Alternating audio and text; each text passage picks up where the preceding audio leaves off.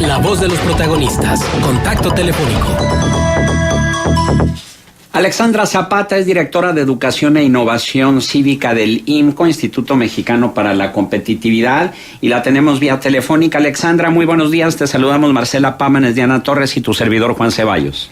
Juan, Marcela, Diana, muy buenos días. Un saludo a ustedes y a todo su auditorio. Y bueno, pues para que compartas con el auditorio el avance en las declaraciones de los candidatos del estado de Coahuila, una gran mayoría de ellos, tanto de los candidatos a gobernador como a diputados locales y alcaldes, están reticentes a presentar esta declaración. ¿Qué información tienes, Alexandra?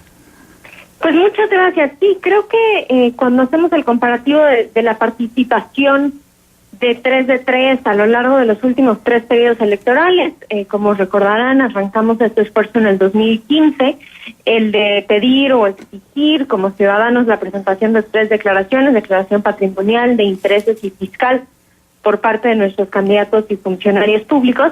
Y la realidad es que en este ciclo electoral hemos visto una participación más baja, y en parte a pesar de que tenemos cifras muy importantes, por ejemplo, para gobernadores. Podemos hablar de que, bueno, hoy en día ya están más del 80% de los gobernadores en la plataforma 3 de 3.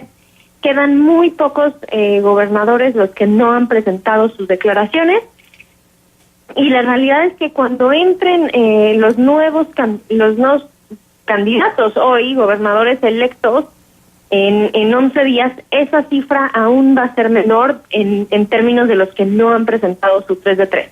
Si nos vamos, por ejemplo, al caso de Coahuila, los 2 candidatos que son punteros ahorita en las encuestas, el candidato del PRI y el candidato del PAN, ambos ya presentaron su 3 de 3, el candidato Miguel Ángel Riquelme y José Guillermo Anaya. Tenemos también la participación del independiente Luis Horacio Salinas, pero quedan todavía sin presentar su 3 de 3 Maritelma, José Ángel Pérez y Santana Armando Guadiana, que son 3 candidatos que no, en el estado de Coahuila, que no lo han hecho. Ahora, algo que ha sido interesante, y sé que no es el caso para Coahuila, pero lo vemos con candidatos en todo el país, también candidatos a las alcaldías. Lo que nos sorprende es que los candidatos independientes han sido probablemente los que menos han participado en este ejercicio, siendo ellos los que parecería tienen el mayor incentivo al venderse y al tener esas plataformas de independientes, de cercanos a los ciudadanos, de agendas anticorrupción. Parecería que ellos deberían de ser los primeros en apostarle a un ejercicio como este. Ahora, creo también que la participación en esta ocasión está influenciada por el hecho de que cada vez más vemos resultados y consecuencias tangibles a la omisión de información en estas declaraciones. Es decir, cuando arrancamos, tal vez los candidatos y funcionarios sentían que podían presentar un 3 de 3, dejar algunos detalles fuera y que eso no tuviera grandes consecuencias, dado que es un ejercicio de buena voluntad, con sociedad civil, que no es un ejercicio legal. Ahora, a lo largo de estos últimos años hemos visto lo contrario. La prensa ha estado muy activa en periodismo de investigación, realmente verificando y confirmando la información que está contenida en estas declaraciones, y a raíz de eso hemos visto una serie de escándalos que surgen cuestionando a la clase política, y ellos se han dado cuenta que tienen que dar la cara por lo declarado en estos documentos. Y estos documentos se quedan como un corte de caja importante en términos de su patrimonio y sus intereses. Es como una fotografía en el tiempo de lo que ellos declararon bajo protesta ciudadana.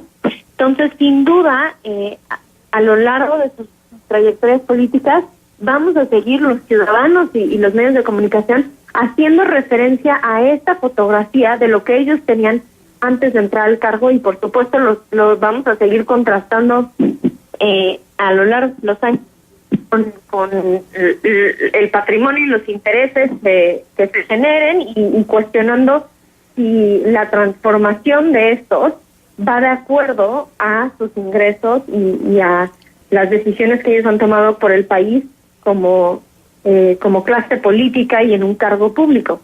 Entonces sí creo que cada vez más vemos un costo político, tanto de no presentarnos. Vemos ejercicios en donde si un candidato lo presenta, los opositores sienten la presión de presentarlo, pero también una participación mucho más cautelosa, dado que ya empezamos a ver, como lo decía, que estas declaraciones realmente sí pueden tener consecuencias políticas importantes, mediáticas importantes, y bueno, por supuesto, legales también, y más aún cuando entran en vigor las leyes secundarias del Sistema Nacional Anticorrupción, en donde ahí ya va a ser una falta administrativa, incluso puede ser penal, si se omite información de estas declaraciones. Ahora, si menos de la mitad de los candidatos a gobernador en Coahuila, es decir, 3 de 7, han presentado su declaración 3 de 3. La situación está todavía peor en el caso de los diputados locales, donde únicamente un solo candidato ha presentado su declaración, y en el caso de los candidatos a presidentes municipales, únicamente 3. ¿A qué atribuyes esta reticencia? Y sobre todo, ¿se justifica el argumento que tienen algunos candidatos y algunos políticos para decir: yo no quiero presentar mi declaración patrimonial por cuestiones de seguridad, no quisiera que me secuestraran o fueran a secuestrar a alguien de mi familia? Pues mira, no, es una justificación que hemos escuchado desde el inicio de este ejercicio. La realidad es que no está justificado el argumento de seguridad. Creo que hemos sido muy cuidadosos, el INJU y Transparencia Mexicana, en el desarrollo de estos formatos, cuidando datos personales, cuidando datos sensibles. No se incluyen direcciones, por ejemplo, de los inmuebles, pero sí me parece que para empezar, la clase política, y hace más de una década vemos información de los sueldos de la clase política, y en el momento en el que se empezaron a publicar estos sueldos no hubo un incremento en secuestros entre la clase política, a pesar de que todos los ciudadanos sabíamos cuántos ingresos tenían al mes. Ahora, también creo que la clase política tiene que ser sensible al hecho de que ellos realmente, al ser personas en el ojo público, primero están probablemente más protegidos que un ciudadano de pie. Los mexicanos, todos nosotros estamos viviendo esta situación de inseguridad, y queremos que nuestra clase política haga algo al respecto y sea sensible a los retos que enfrentamos los mexicanos. Y segundo, creo que sí hay sacrificios que se hacen al tomar la decisión de vivir una vida pública, y una de esas es el tener o el reconocer la poca confianza de parte de los mexicanos en nuestra clase política, y un sentido de aportar a la construcción de una mejor confianza en nuestra clase política. Entonces, si realmente se busca construir una clase política distinta, creo que sí tienen que estar por encima los intereses de México, y en este caso los ciudadanos queremos de alguna manera tener la certeza de que su patrimonio y sus intereses evolucionan de acuerdo o tienen sentido de acuerdo a los ingresos que ellos reportan. Claro. Este es un ejercicio que se requiere en México en el momento, en un par de décadas, y hemos logrado a través del Sistema Nacional de Transparencia y el Sistema Nacional Anticorrupción cambiar la percepción y la confianza que tenemos en nuestra clase política.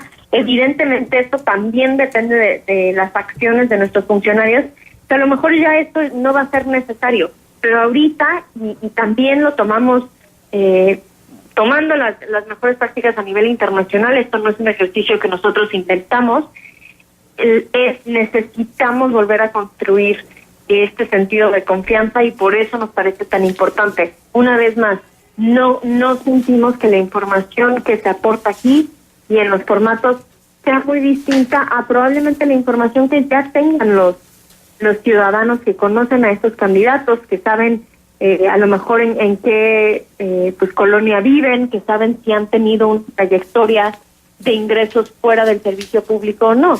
Entonces no nos parece válido ese argumento, al contrario, es mucho mejor e incluso protege a los candidatos ser muy transparentes con el patrimonio y los intereses que tienen desde antes, y que esto no sea una fuente de escándalos a lo largo de su periodo en el cargo público. Claro. Muy bien, Alejandra Zapata, directora de Educación e Innovación Cívica del IMCO, nuestro agradecimiento por tu participación aquí en Contextos. Muchas gracias. Nada más para terminar, los ciudadanos pueden consultar la información en www.3de3.mx. Los invitamos a que sigan presentando a los candidatos. Todavía pueden presentar su 3 de 3 hasta el miércoles de la próxima semana, que empieza ya el periodo en donde la veda electoral. Y sí queremos insistir mucho en que los candidatos de oposición que aún no han presentado su 3 de 3 lo hagan, un compromiso tangible de anticorrupción y de transparencia frente a la ciudadanía. Pues esperemos que atiendan esta invitación. Nuevamente, gracias, Alexandra. Muchas gracias, muy buen día.